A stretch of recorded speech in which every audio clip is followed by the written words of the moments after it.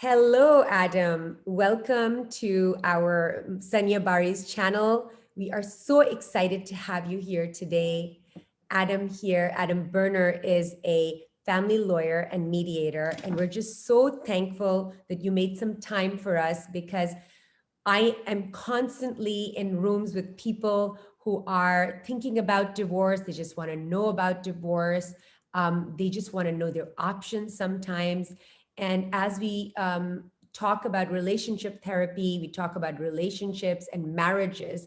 Divorce is something that we all have to learn about because it is becoming a part of our very common vocabulary. And I'm always, as a therapist, answering all these questions that I have no business answering, which is why we have somebody like Adam here. I have all of these questions that my clients have asked, and I'm going to go one by one. But first, I wanted Adam for you to please introduce yourself. Great, thank you, Sanya. Great to be part of your conversations, and I'm glad to help educate your clients and your audience. So again, my name is Adam Berner. I'm the owner of the Berner Law Mediation Group, based in Bergen County, New Jersey, and we also have an office in Midtown Manhattan. And we're a boutique family law firm that specializes in helping families, usually divorcing couples, work out their differences together in a problem-solving way instead of against each other in an adversarial way. And that's either through serving as a neutral, as a mediator, or as a collaborative lawyer, or a different kind of lawyer supporting a mediation process. Besides my private practice, I also am adjunct faculty at Cardozo Law School in Manhattan, where I teach divorce mediation and collaborative family law. And I do trainings as well at the state bar associations and other private trainings where we train other professionals, whether it's lawyers, mental health professionals, in the mediation space.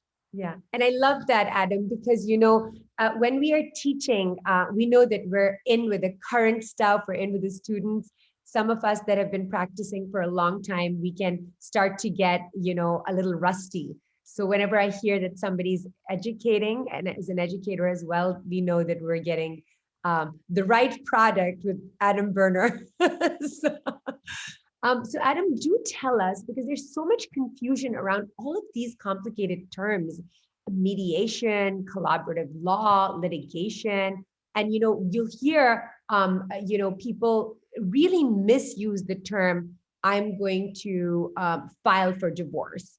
And then you ask them and they're going for mediation. So these are becoming common household terms. However, we don't really know what we're talking about. So please correct us and help us figure this out.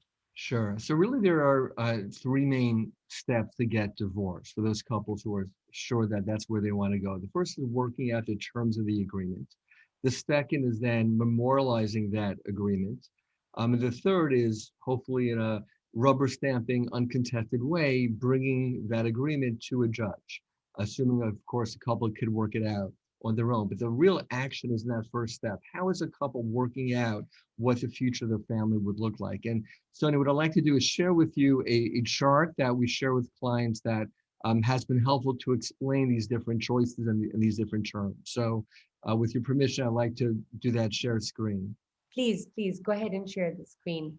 Okay, great. So this is a chart that kind of lays out the different divorce process options. That again, that first step, how will the agreement be worked out?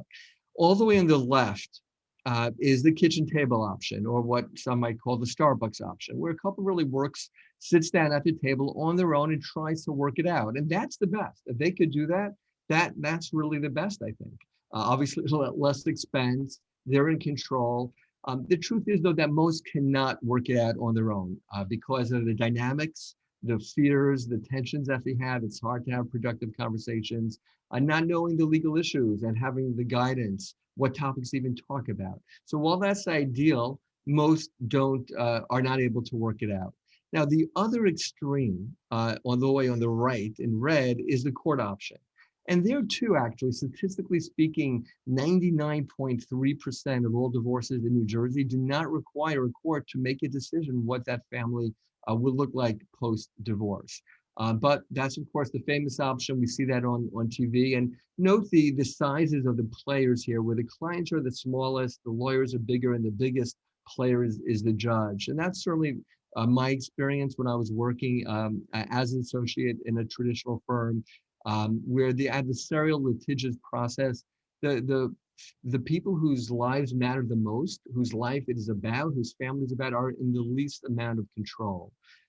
And of course, the expenses are great. So litigation, going to court, is something that usually doesn't happen and generally speaking should be avoided as well. So going back to the left side, from the kitchen table, the next best process, generally speaking, would be the mediation table, where it's kind of similar to the kitchen table, but instead of working it out on their own, they go to the mediator who helps them work it out on their own again, but with some assistance by identifying what the issues are, by helping their dynamics be as productive as possible.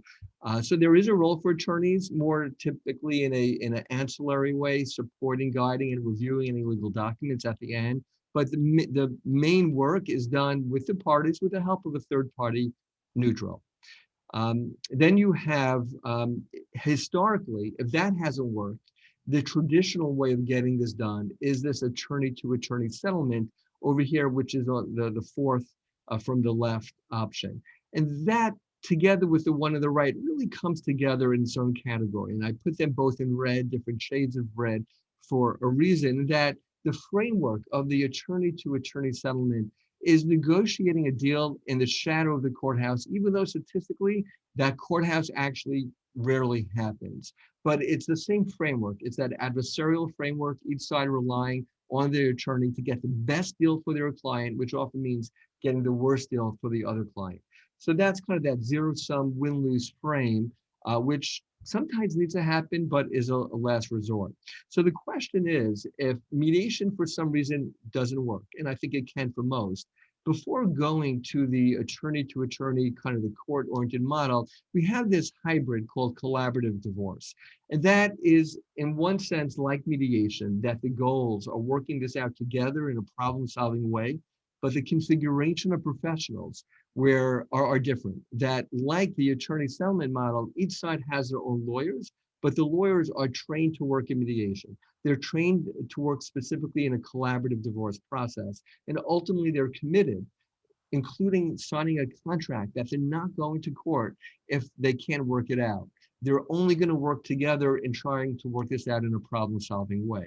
Interesting for you, especially, Sanya, is that very often best practices in collaborative would work not just with attorneys, but where needed with a mental health professional serving as a divorce coach or a child specialist, and where needed a financial professional as well. So this is kind of laying out the different processes that are out there.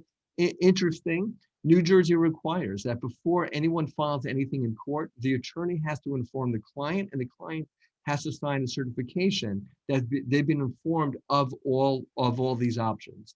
Whether that just kind of signed quickly and really not discussed, but ideally for the powers that be from the court, there is a preference to work this out without going to court.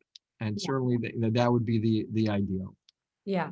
And I really like this image that you've created. And I really love that you have lowered the sizes of the party in the court red option, because that's the voice that they have. It just becomes in the judge's hands.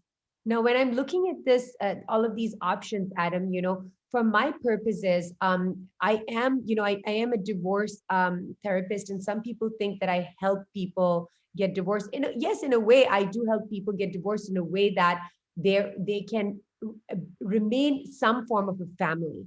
So for the people who have children, or maybe they don't have children, but they want a divorce in a way that is not, sucking all of the inheritance and all of the energy, financial or anything, out. So which one do you think, which option do you think that would be? Yeah, so I think mediation is generally, the first place to go, and I think it could resolve most divorces. I mean, I've been doing mediation now for 28 years, and I see it work every day. The truth is, though, that instead of saying one process is the best, I think the question is what works best for the family. And Yeah. certainly family that has ongoing relationships and children that they have to resolve things for years or for a lifetime, really.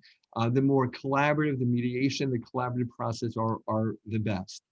In terms of, why one might choose mediation versus collaborative. So mediation is going to be less expensive because you're dealing with less number of professionals. Uh-huh. Uh, Still, someone might choose collaborative because they want a little more support than a neutral could provide. They want someone who's going to be in there by their side in the meetings to support them.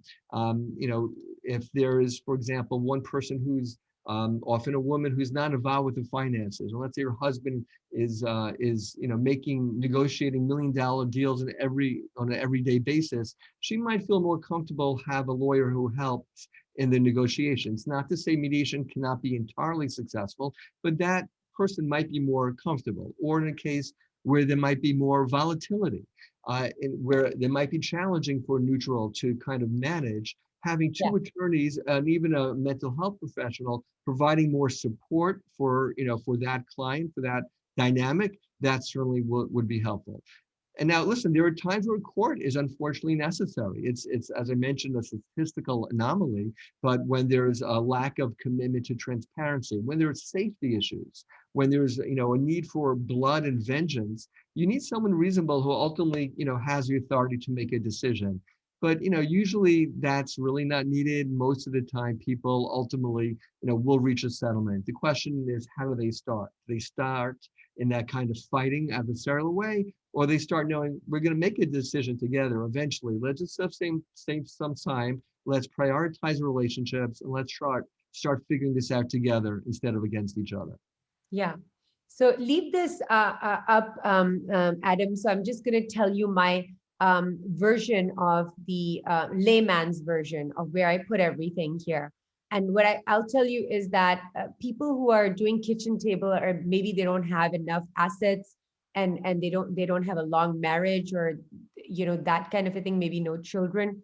And what I realized, in my experience, I see mediation working in situations where there is a balance of power, in the sense that both people make maybe equal amount of money, maybe the assets are very clean cut, and they still have the capability to speak with each other. And of course there's a little sticking it out to the other person, but not that much. They both are very, very motivated to not waste time and money, and they both maybe want to just finish the divorce off. The collaborative I see is works mostly for people who have maybe they have like you said, that there might be one of these partners, they don't have enough financial information, and or they have tried the mediation route, they've tried the kitchen table route, and the arguments are just getting worse, and they need some, maybe they need a therapist or somebody, but they need their own representation of the lawyers, because maybe there's a trust issue where they can't trust that they both are not going to be acting in each other's best interest. Court, I know that from working with people who experience abuse, that's the only way they can go. And attorney settlement, I don't know, put there somewhere in between. What do you think of this little layman's version that I just gave you? I think it's a very common way of seeing it, but the truth is, as a mediator or as a lawyer supporting clients in mediation, we deal with really sophisticated, complex issues. Uh-huh. I have a case now, literally, I'm not exaggerating, hundreds of millions of dollars Yeah. are Yeah. in a case. And as one of my friends jokes, just because someone has a lot of money doesn't mean they want to waste it on lawyers. Yeah. So I think what's really key, and you mentioned this word, is the motivation. Their motivation and their capacity to be able to assert what's important for themselves, be receptive to what the other one is saying. So if they have that, no matter how complex of an issue there is, mediation, or if need be collaborative, but even mediation can be very, very successful. One of the Yeah. things I'll point out, I realized only years later after doing this work for a long time, is that at the table as a mediator, what the couple is doing together, they're actually on their own negotiating the future relationship, sharing expectations, in terms of parenting and what happens if I have a business trip. And they're literally working it out together directly. Instead of working through proxies, by doing that, they're really transitioning their relationship from no longer being spouses, but as being co-parents together. And the best way of doing that is directly, not through proxies. So from a financial perspective, but even from a kind of a natural progression transition perspective, being at the table, working directly face to face with each other offers a lot of benefits. Beautiful. I love that. I love that option. And when you speak about mediation in that way, that blue option that's right here, it's almost like right away you are beginning the separation in a way that you want it to end. And you're setting a precedence for something that you want your new form of a family to be like, with the children or your communication. It's very beautiful, and a lot of people come in for the really really good reasons, and sometimes it really helps to have therapy at that time too, so that you can stay on task and you don't get confused by and be reacting. You're not like a reaction to somebody else's anger. So I really love that. I love the way you explained mediation. Thank you for that. Sure. Yeah. And I'll just say one more thing is Yes, please. one of the frames, I think, of mediation, a collaborative process, it's how do you view divorce? God forbid it should be the destruction of the family. It's just the restructuring, the reorganization. Still a family, still prioritizing relationships. They might be living in two homes instead of one. But with that frame, it just allows for a very different way of engaging with each other. Excellent, excellent. That's really good. So, one of the things that it is so dramatic, emotionally dramatic for people to come for that first consult. And many times I encourage people, I'm like, just find out. You could just always like say no and get educated. First of all, making this video with you, it's so helpful the way you've described these processes. Because when people say, I'm going to file for divorce, it's that last red option. That's not what people want to do.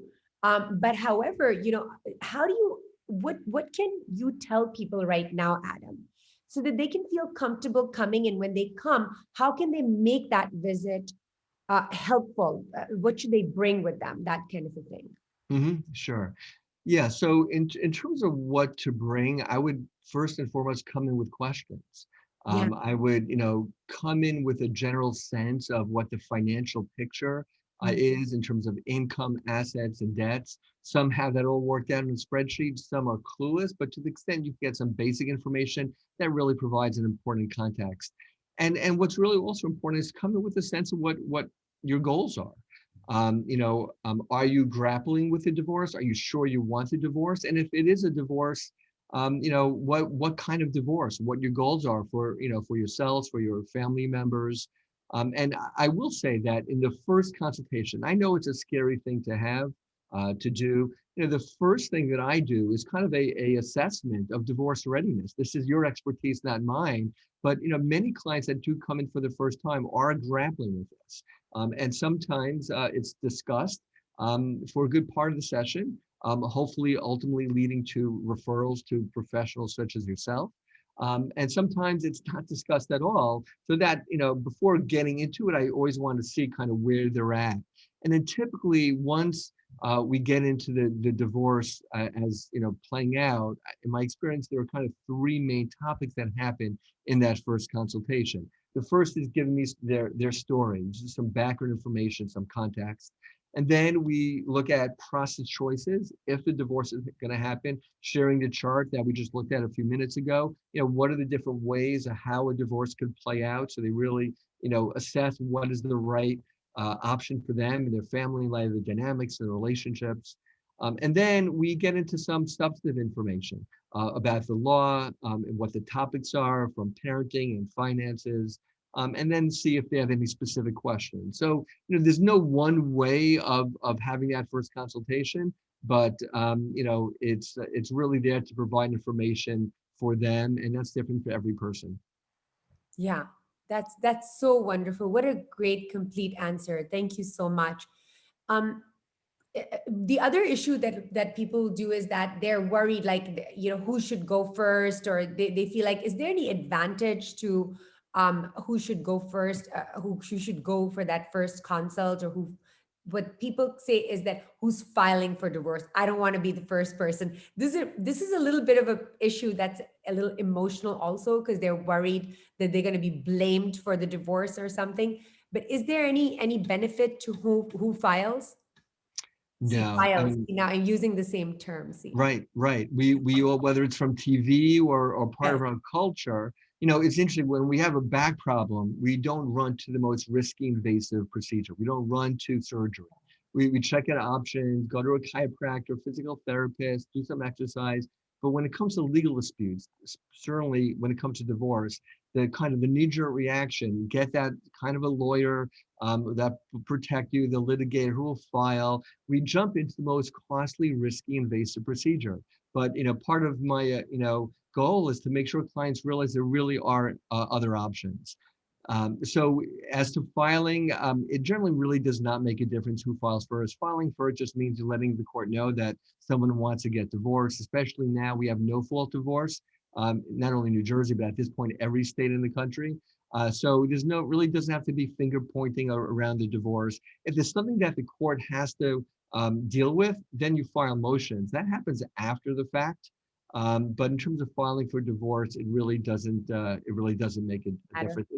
In fact, I would say, from my perspective, the court does not have to be involved until the very, very end. When Yes. it's just a rubber stamping administrative process, that certainly, avoids a lot of cost and headaches. Yeah. So really, the message I'm hearing is that don't worry about filing for divorce. That means the red option in the chart that Adam said. And if you want to have some semblance of family concept of post-divorce family and want to have a conscious uncoupling, that is not the way to go, unless, of course, there's abuse in there. So really what Adam is saying here is that, and I'm saying, and all of us are saying, that just come for the consult. Don't go for, this the worst option possible. First, let's find out. Um let's go and get the information, the basic information first. Would that be right, Adam? Yeah, yeah, for sure. Okay. So when people are, one of the things that I want to really get out, because one of my specialties is infidelity, and people waste so much time and money getting pictures from private investigators. And you just mentioned right now that it's a no-fault divorce pretty much across. So would you explain to these poor people who have spent so much emotional and financial means on this? Yeah, I mean, the court, when you get into issues of fault, Yeah. the court does not want to get into the he said, she said kind of dispute. The court, barring exceptional, crazy circumstances, like someone trying to kill each other, right? And but for that kind of level of fault, the court does not want to go there. Yeah. Recognize that a relationship has a dynamic, and if it's not working, it's not working. The court's there to help, to help dissolve it. But they're not interested in gathering and pointing all the fingers. It doesn't help. It's not, generally speaking, legally relevant at all.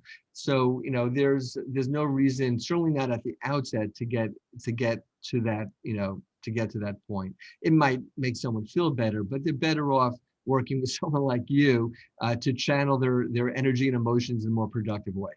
Yeah. So here's another question, Adam, that I have for you. This is something that my clients come across a lot, that they feel like, okay, this marriage is not working, but they still want to have a period of separation in which they can totally completely figure out, for example, have consults, maybe with you, maybe just negotiate what is happening. Do we need this divorce?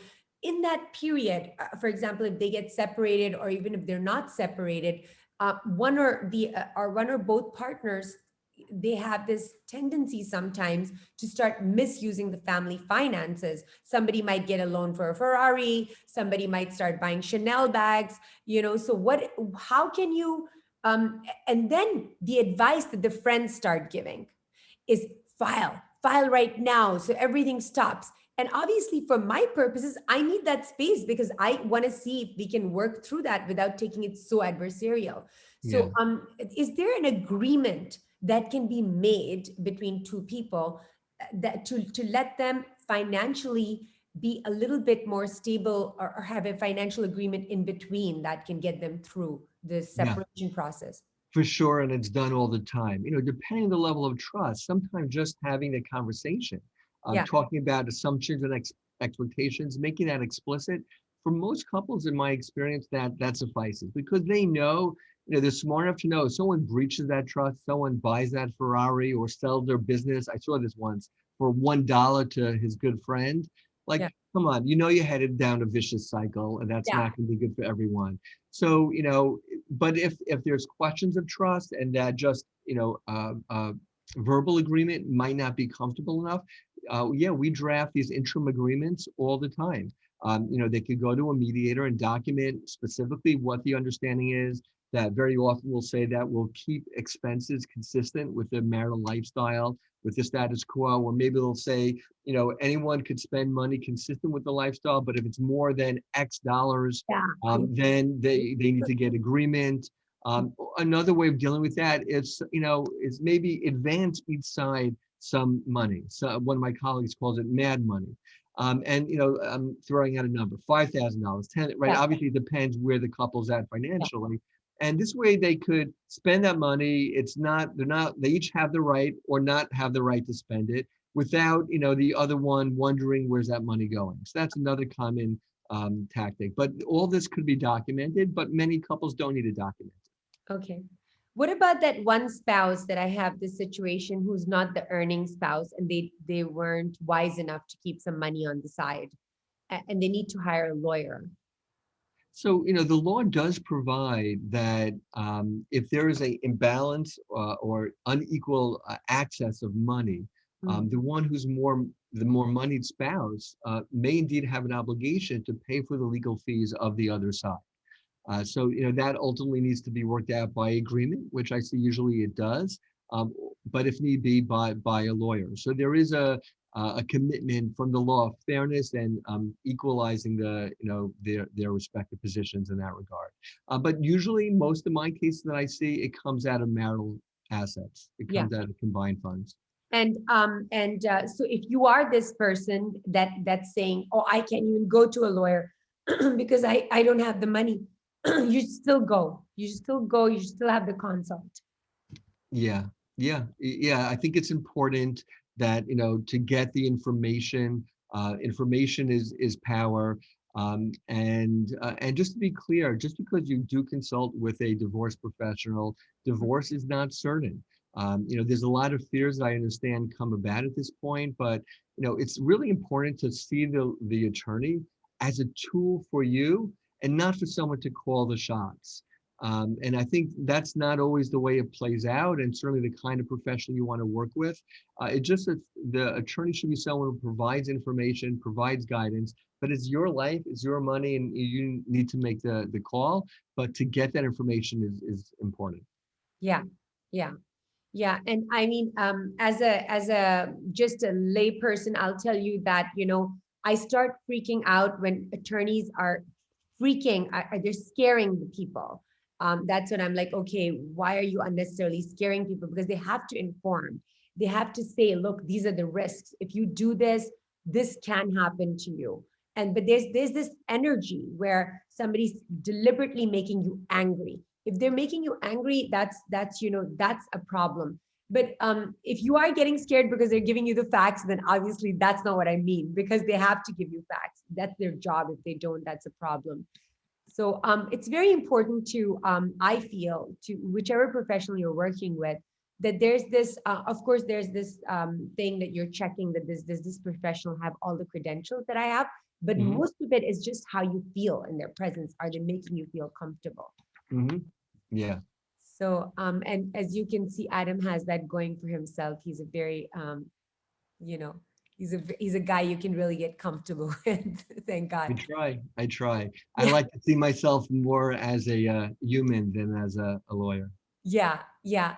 And the reason we are having these conversations is because divorce has become such a part of life. And we really, as professionals around the divorce, people like Adam and I are really trying, and other professionals like us are trying to create processes where this does not have to be the death of a family. It could just be a different kind of partnership to raise the children and whatnot. Yeah, yeah, for sure. So, Adam, I have some questions here from clients about, how do you value assets, about ownership of the partner. Should I ask you these, or do you think that I should move on? What do you think? Yeah, no, if I'm happy to answer these questions. All So right. please. So, one of the questions are, how are assets valued when you're dividing them? For example, the house Yeah. or the cars. Yeah, so they're valued based on fair market value. What a reasonable buyer would pay a reasonable seller. Some couples really could work it out on their own, and if they can, that's great. They could ask around informally. They could look at Zillow or other tools. Some couples would just informally ask a broker to come in to check out the property. Maybe they'll bring in three brokers. Yeah. Ultimately, if they disagree, though, just like a court would, there are certified real estate appraisers that will be able to make that determination what it's worth, of course, based on comps.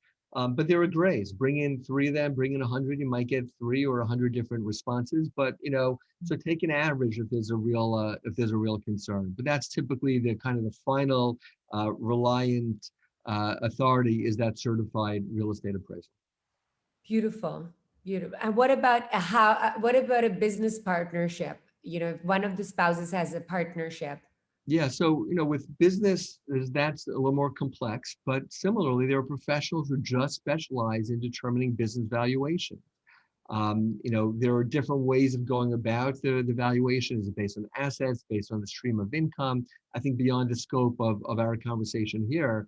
I think the key though is certainly I do this in the collaborative and mediation process, is Uh-huh. not to get a hired gun. Someone, where if the husband is the business owner, he'll bring in the expert to say, oh, this is worth negative money. And the wife is going to bring in her expert to say this is worth, $100 billion. That happens a lot. And even at this point, the courts realize we're not wasting time. We don't want to play these games. Have someone who's neutral. And I work with, a lot of professionals who really help and do this neutrally. Sometimes it's not black and white. There's an art to it. And they talk about the ranges and the assumptions. Yeah. Beyond the valuation itself, right? Businesses that came in during the marriage are marital asset, even frankly, even if it's one person. And it's subject to equitable distribution, but it has to be done fairly. And businesses are often treated differently than other assets because of the risks and other aspects of a business, which might be different than a house. Yeah. And I hear those terms equal and equitable. So the equal is clear, but that is based on formulas and other concepts. And these are very difficult questions to answer just like that in this session, because it's so precise. This is the reason you want to go to a professional like Adam and have your own unique consult. So Adam, there's like, for my purposes, where I'm working with people, there's always that thing about moving out, because when my people have decided, oh, I don't want this person anymore, they're like, okay, I just don't want to see them. So Right. what are the rights around staying in a home, or making someone leave or asking someone leave? Like, could you talk to that, please? Yeah, I mean, generally speaking, you could ask someone to leave, but they don't have to listen. Yeah. Unless there's an issue of safety, as in like domestic violence, the law is not going to impose someone to move out before the whole deal is worked out. That just wouldn't be fair. This is an issue that comes up. I have heard a lot of therapists say this, oh, don't move out because you could be accused of abandonment. I mean, that's not really an issue anymore. And again, as we spoke about before, that could be easily addressed by very simple agreements saying there's no abandonment to the rights or, claims or interest to the home. I think the main question is when there are children, right? If there are children, when someone moves out, and unless there's a parenting arrangement, that changes the status quo. And there, as a lawyer, as a mediator, I would have some concerns that if that person who's moving out doesn't have agreed upon access to the parenting, that could disadvantage that child. Now, it's easy for me to say that as a lawyer, as a mediator, but if the home is toxic, if you Yeah. can't function there, it's easy for me to say, don't move, don't move. But if no one can function properly, if it's traumatic for the children, then something has to be done. And if there's concerns, if it can't be done, through agreement, then we could try to get something documented to protect both sides with regard to whether it's parenting or what the status quo arrangement would be. So, there are some legal concerns, but I see this, it's more of human concerns. Yeah. And that should be the priority. So you're saying that it's not going to be a deficit for them if they move out, that you could write that in agreement, because yes, that is the thing about the abandonment as well. There's all forms of separation too. There's one that, people like me will suggest, but that's really hard on parents, which is like nesting, where, the children will remain the way they are in the home, and the parents will move either 2 weeks, or they'll take turns coming in the home. And many times people can't do that because of financial restraints as well. But I have seen people, Adam, who have thought that they should not move because they should stay, and they are calling the police on each other at random times. They're making it so difficult for the children that it's just a really, really terrible situation. Some are like committing, like attempting suicide. Like it's really, it can get very, if it's getting that sick, you have to move. I think so. It's frustrating to see a lot of the beginning of divorce, people are acting out of fear. Mm. And if a couple could agree, let's not act out of fear. Let's not look to get lawyers to protect themselves because of the fears. Let's sit down. Let's try to figure out what are our needs, what are concerns for ourselves and our kids, and let's figure out something that will work. And when operating out of needs as opposed to fear, then in my experience, you'll end up with a much better agreement and a much better relationship. Yeah, yeah. And this is the reason I recommend that people go and speak to people like Adam, because it should alleviate your fear. Are there professionals that are very litigation minded? Sometimes you need litigation, so you need that, especially for abuse. But that are literally making you angrier and angrier. You're already angry. Hmm. Then you're coming away with like a burden. That's it's very helpful to have this information, and to get a whole snapshot of what a divorce can look like with you. And I love this guidance about managing the fear, so that you are acting from who you are, not just a reaction to whatever your partner is doing, or whatever your friends have gone through, or whatever you saw in a movie or something. So is there I know that there's this thing called legal separation. And then there's a separation that people say, oh, I'm just moving out. So when should a person just informally be separated, where I just can't stand you, so I'm going to move out? Or I'm just going to stay in the home and we're different sections of the home? And when should a person move to legal separation? Is that even a thing in New Jersey? No, it's not. Unfortunately, in New York, it is just a little water in between these two states. But New Jersey does not have a legal status. But putting aside the law, which I think is often helpful dealing with humans, see what's the legal issue, and you could have a separation. From a legal perspective, it would be better to have some legal document to protect some concerns that might come about from that separation, whether it's around parenting time, as an example, what the financial status quo is. But there's no such thing as a separation or even a separation agreement. But even though legally it's not a thing, you can still do it. Yeah, you can still do it. I had one of the people that I was working with actively, they had this concern. The problem that happens in separation, Adam, is that you no longer are with that person, so they don't remember you. Maybe the other person has a boyfriend or a girlfriend that they're involved with, and so the loyalties to your partner whom you're separated with become less and less. And maybe this Yeah. other your spouse, who may have another partner, maybe inviting them to, how about we get an apartment, how about we get that. So even if there's a certain level of trust, because of the separation of different homes, people start to get nervous. And I do remember this couple who had created an agreement, which was a very simple agreement. Like they had kept a sum of money, like 5 or 10,000, that nobody is allowed to, neither party is allowed to spend that much money without a proper consultation, a proper conversation. And it really Or worked. in writing. Yeah, in writing. And the truth is that even when they were making it, the lawyer was very clear that, listen, agreements have their limitations. Yeah. But it was one step better than just saying it on a kitchen coffee table, which they felt that they needed. But it's nice to create that space where you can get your your mind together. You can step into yourself rather than just be like fragmented all over the place and just reacting. Yeah. Yeah. So you feel that those agreements can also be made, right? Yes. If somebody Yes. came to you, they could make those temporary agreements with you. Yes. That's great. So so custody is the other problem. Okay, the money, the house, one of the big issues is custody. And people are so misinformed about this very important thing. As far as I know, you have to really be a horrific, abusive parent to lose custody in states like New Jersey. For sure. Yeah. We're talking about abuse, neglect, or maybe alienation Yeah, of the other parent, but for those extreme harmful elements, generally speaking, the presumption is joint custody, that two parents, they both, are should be involved with their children's life. And, the law is very clear.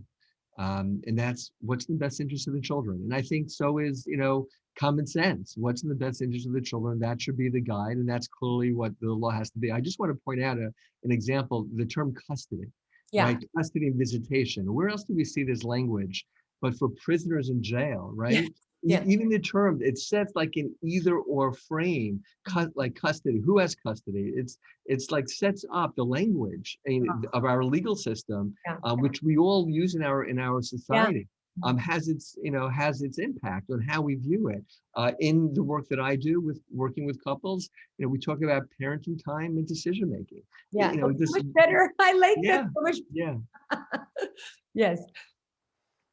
So that's really, but for example, let me give you an example. I'll have a couple in which, let's say, one parent travels a lot and they're traveling to create money for the family, and the family is being, serviced by that. That one parent who's staying at home often says things like, oh, I'm a single parent. And obviously, they're not a single parent because they're getting augmented by this.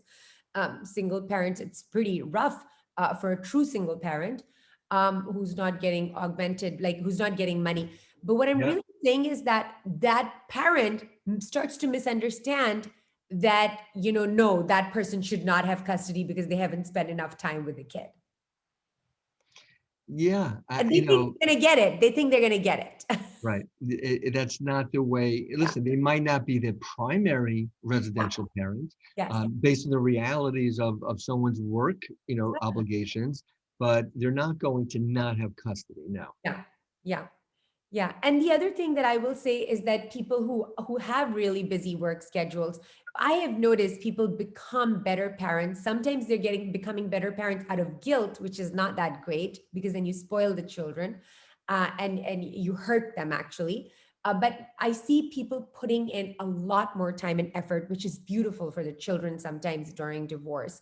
But one of the other things that start to develop is the whatever the child uh, the payment. What do you call the payment that you get Child, for child support. child support? So that, oh, just so I don't give you more child support, I'm gonna keep the kids 2-3 more days. However, I'm not here. So I'm not here to watch the kid, or so creating like unnecessarily silly situations for yourself, and not and making this decision, which should be a child-based decision, into a monetary decision. That really is very, very harmful for children. It does not help the child who actually needs to go to work. Yeah. So it's just causing tension all around.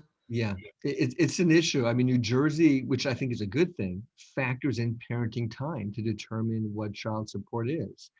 So there's a relationship with the two. But in the work that we do and most of my colleagues, let's first prioritize the kids. What's the best parenting arrangement, and then we could figure out what the finances is. Let's get our priorities straight first. Yeah. All right, Adam. So let me move to this question about prenuptial agreements. Uh-huh. Does the court recognize a prenuptial agreement that was prepared by a lawyer, signed by both parties, and maybe a witness, a non-lawyer witness, something like that? Will they honor something like For that? sure. Yeah, prenups is kind of regular work done on a daily basis, especially this time of year. It's prenup season, but it is legally binding in New Jersey. There's no need for a witness though. It needs Okay. to it needs to be acknowledged and notarized as an example, but you actually don't need witnesses. There are some other requirements. There needs to be disclosure of all the assets, the income, so this way people are making the informed decisions based on what's really there.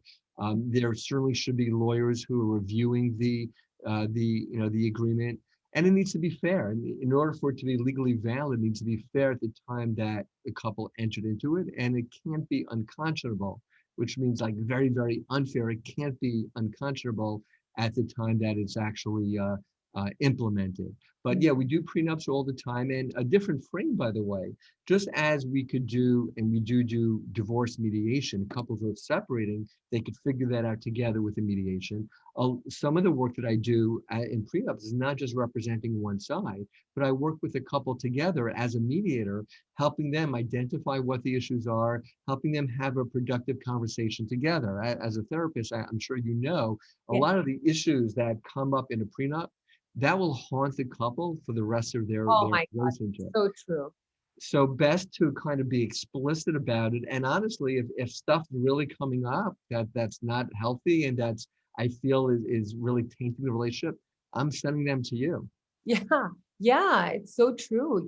That it really that is a point where you can understand that maybe marriage is not for them at this Hmm. moment. Um, so how long can I move to alimony now? That's also another question that a lot of people have Yeah. around alimony. So how long is spousal alimony? And I've heard that if you have a 20 plus years of marriage, that you get lifetime alimony in New Jersey. Is that true? Lifetime alimony really doesn't exist, at least Okay. not anymore. It's not to suggest that it can exist, but on the books, there's no such thing as lifetime alimony. There's just taking a step back, there are a lot of factors that go into determining what alimony should be. There are really two questions: how much and how long. So in terms of the duration and actually the amount, it really depends on a lot of factors. So what is the age and health of the parties? What is the length of the marriage? The needs of one or the ability of the other to pay? And what is an important one is the marital lifestyle that the couple enjoyed together when they were together, or didn't enjoy, I should say. So there are a lot of factors. The presumption, though, is that even a long-term marriage, it wouldn't be for life, but it would be until presumptively, it would be until the the payor, the one who's paying, his or her his presumptive retirement age. So typically that is when we get Social Security, full Social Security, 67 and a half, not the early one at 62 and not the later one at 70, 71, but that middle one, that is the presumptive point where someone could retire. And at that point, you could go to the court and say, it's time. I'm ready to retire. I want to stop paying my alimony. So at the very least, that should, unless it's otherwise agreed to an earlier point, or unless there's like remarriage or other changes of circumstances, typically it would be until the presumptive retirement age. With regard to your 20-year question, there is 20 years. It is mentioned in the statute in that the duration of alimony cannot exceed the length of the marriage um, unless it's a marriage of longer than 20 years. So if Okay. you're married for 15 years, then the presumption is that support wouldn't go on for more than 15 years. But once you hit the 20-year mark, then yes, you could have uh, years of alimony could be longer than the years of the marriage. Yeah. And again, there are exceptions, and there are all these factors, which I think are commonsensical factors, but all listed in the statute. Yeah. And it's not to misunderstand this and say that if I have a 7-year marriage, then I'm going to get 7 years of alimony. It could be less than 7, but it won't be more than 7. Exactly. Right. Exactly. I mean, in theory, if in extraordinary circumstances, it could be more than 7, but that would be the exception, Okay. far from the rule. I've never seen it, frankly. And even 7 would be a lot. That would be the upper limit. But it could be maybe half that. Could even be could be a third of that. It really kind of depends on the totality of the circumstances. Yeah. So I have like now odd questions for you, and you can Uh-huh. choose whether you want to answer this or not. So I obviously see the person in my therapy practice. I'll see the partner who's the primary earner, and he wants to protect himself. And there's a divorce coming on, and he's asking, "What should I do?" As if I will know the answer, but I'm just saying I do my best, but then I refer out to people like you, Adam. And the other partner is also going to be in my office that will ask me that I'm dependent on my primary earner, and what do I do to protect myself? And I realize that these questions are not 100% kosher, so please, whatever you feel is right. I don't know if they're kosher or not, but we get them every day, as you Yeah. do. So, but note the assumption again underlying the question: how do I protect myself from Yeah. not having to pay, or Yeah. not having to pay too much, or not maybe? How do I protect myself? If I lose my job, I won't have to pay. So I Yeah. think we have to dig down, what it really is the expectation. If you have a $1 million earner and the spouse took care of the kid and took care of the home, is that earner really expecting not to pay any spouse? Was that really what they want protection from? I mean, hopefully they'll find a lawyer who'll be honest and say, "What are you talking about?" In a nicer way, of Well, course. but Adam, there'll be a situation that my partner who was staying at home while I was earning the $1 million cheated on me. So now all bets are off suddenly. Do you know? So they feel when they're asking these questions, they feel like they really have the right, and their friends have all told them that yes, they have the right to everything. Right. So So friends often are, the ones that give the worst advice, yeah, especially divorcing friends or divorced friends. so Um, please you be know, aware but of them, guys. but the law does protect. The law protects the one who's the earner, and the law protects the one who doesn't do the earning. And ultimately, it needs to be fair.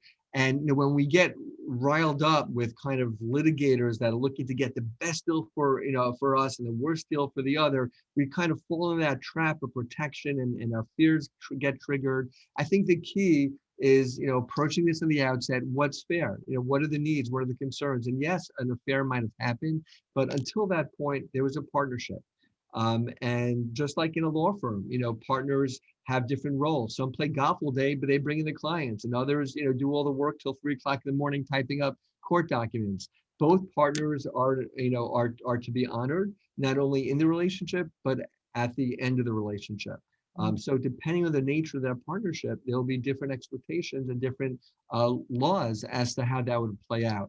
So I think when being asked the question about protection, what are your concerns? What are your fears? What are your needs? And let's work together to have that addressed. Okay. That's how I would respond. Wonderful. So there, people are coming with this adversarial thing. You're still saying, let's work together. Let's figure it out together. Okay, I understand. And once again, I'm going to remind myself and everyone who's listening about Adam's comment about not operating from fear, because that's when you're going to lose yourself. You're just going to be, an embodiment of your fear that's coming up. So And not to minimize the fear, right? The fears are yeah, real, yeah, but to act out of them, that's different. Rather, I would want someone to act out of, after a pause, after reflection, after gathering information, after making, smart choices. yeah, not reacting, but taking the time to respond. Wonderful, Adam. And so, Adam, a few questions that I have for you. Number one would be that there's so many lawyers. How do my viewers figure out, when a lawyer is not doing right by them? What do they need to see to say I need to switch? Or another way to ask this question would be that what should my clients be aware of when they're looking for a divorce lawyer? It's a very Yeah. important relationship. Yeah, especially in such a vulnerable time, especially when you're entering a universe, especially a court universe that's very foreign to most people. It's scary, and you want to have someone you trust. So a few things come to mind, Sonia. One is communication. If the communication is bad, if someone, a lawyer gets angry when you're calling, you want to find out the status of things, really, it's your life. How could you get angry at that? I think so. Communication is really important. um Also, if you have no idea what's going on with your divorce, with the status of your negotiations, if you have no understanding what the law is, what's going on, you should be informed. The lawyer shouldn't take this over for you, but it's just a tool to help you. There are different kinds of lawyer, different personalities.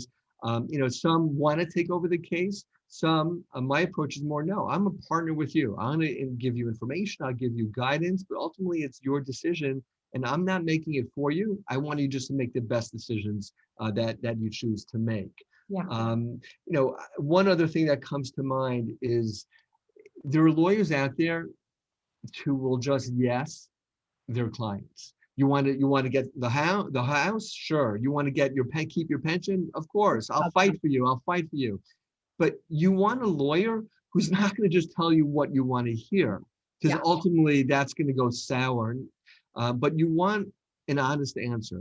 You want that lawyer to tell you, if they were representing your spouse, what would they tell your spouse? That's how you get an honest answer. That's a really good question.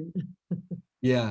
So those are and I would want someone who's being honest with me, who's not saying this is the way it is, but there are ranges here. There's a lot of grayness to this law. And I want someone who'll be honest about what these ranges are. The other last piece I'll just point out is you want someone who's transparent around fees. As far as I know, lawyers who do this work, we get paid based on time. So there needs to be a lot of transparency about the time in terms of billing. There should be no surprises. And also note that there's a conflict of interest. The more time it takes, the more that the lawyer stirs up conflict, the more work that lawyer has, the more it's going to Yeah. cost. So it's just something to be mindful of, that potential, conflict of interest. Mm. Absolutely. So I know, Adam, you are a small group of, thank God, growing group of professionals in the divorce field, as I am. And your motivation is to encourage this non-adversarial divorce process, and to bring divorces to mediation rather than litigation.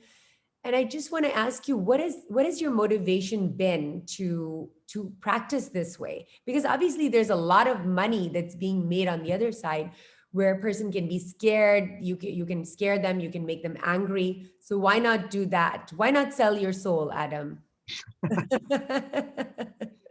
Not that all litigators are like that. We need our Right. litigators too. Yes, we do. We do. I mean, I just think it makes sense. Litigation never made sense to me. The courtroom is not the place for families to resolve their differences. The judge is only human. Besides the financial and emotional cost, the judge is just because he or she wears a black robe does not make them in a better position to decide what's the best thing for your family. So, the best people who could decide what's best for the family are the parents, are the adults. They should remain the CEOs and COs, CFOs of the family. It's their life, it's their money. They're the best. It's their kids. They're in the best position to figure out what's best. And judges certainly know that. Judges encourage that. But it's only rare for those that really can't. That's where judge comes in. But it should be a last resort. And it's not just the judge, but it's the whole framework of needing Yeah. someone else to decide. I'd rather provide the safety, the information, so a couple can do that on their own. Two other things I just want to say to answer your really good question. Makes me think, why do I do what I do? it is rewarding. They say that the difference between criminal lawyers and family lawyers. Criminal lawyers deal with bad people who are at their best, Yeah. where family lawyers deal with good people who are at their worst. Yeah. So, I really, it's like an honor to be working with good people who are just dealing with this difficult time in their lives, very vulnerable. So it's an honor to kind of really help them figure out the best result, the best solution in their difficult circumstances. And I'll just end with this story. When I was an associate in this boutique matrimonial firm in Fifth Avenue so many years ago, it was one of the first cases I was really involved with in litigation. And I presented this, it was about getting a child who left one state with mom took a baby from one state to another state. Dad was trying to get mom and baby, at least baby, back to the state. And I did a really good work. The partners of the firm, really commended me on the litigation papers I submitted. Then we get something in reply. It's called the reply papers. And I read the papers from the other side. And I saw things and heard things I never knew before. I'm like, oh, that's a good point. Oh, I didn't realize that. If I would have known that, then I would have maybe suggested something else. But the point is, always there's another side. Yes. And I was moved by the other side. It had some legitimate points. I didn't agree, but in contrast, the partner, I still picture it now in the corner office, when they were reading those same papers that I was reading, hearing that other side, they were getting more and more the edge of the chair. And at the very end, he literally went like this: "Yes, I love a good fight." And I'm thinking, yeah, what? Yeah. What Yeah. are you doing? This is not about a fight. Yeah. This is about a family. It's about a baby. So that frame just of that adversarialness never made sense to me in the context of what's best for the family. Yeah. Yeah. And it seems like it just didn't jive with who you are either. So I understand that this is something that's really representing how you practice, how you want to live and experience your world. That's wonderful, Adam. Very much so. So, Adam, as we close, and first of all, thank you so much for your time. Thank you. We so appreciate you answering all of these questions in such detail with such heart. And I hope it helps so many people who are standing on the fence, like, should I call? Should I make that first call? Please call.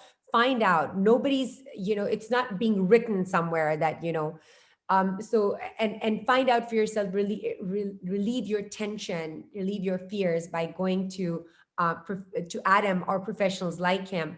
But Adam, as I close this, is there anything that you would like to say to my viewers, because you see the same people that I do in a way.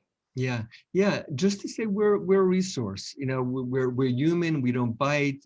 We're here to help. We're a helping profession. And if we could be a resource to give you your clients information, we're happy to help. A lot of people we meet for a consultation and we never see them again. And they're hopefully back in your office working the relationship, but at least they have some more information. Or maybe 2-3 years later, we might hear from them. I tried, things didn't work out. There's no commitment. We charge just based on time. And we're happy to be of help. It's not just me. I have 2 other attorney mediators who share the same approach, same values. And as a team, this is what we do, and we're happy to help. Wonderful. Thank you so much, Adam. And, I appreciate everyone who's listening. Subscribe to the channel.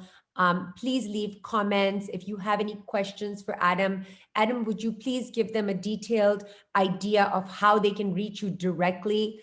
You could also, anything you post in the comments, as a question, I can always forward to Adam. But of course, it's a great idea to just reach out to him as well. Adam, so will you tell them how they can reach you? Sure. So the New Jersey phone number is 201-836-0777, 836-0777. Our website, which also has some good information, including a video of Sanya, is mediationoffices.com. Yeah. Mediation offices, one long word in plural. And my own email address is adam@mediationoffices.com. Great. And I'm also going to write all of this information in the comments so you can click on his link and you can find it. So once again, thank you so much, Adam. Thank you My everyone pleasure. for listening. Take care and goodbye. Thank you. Goodbye.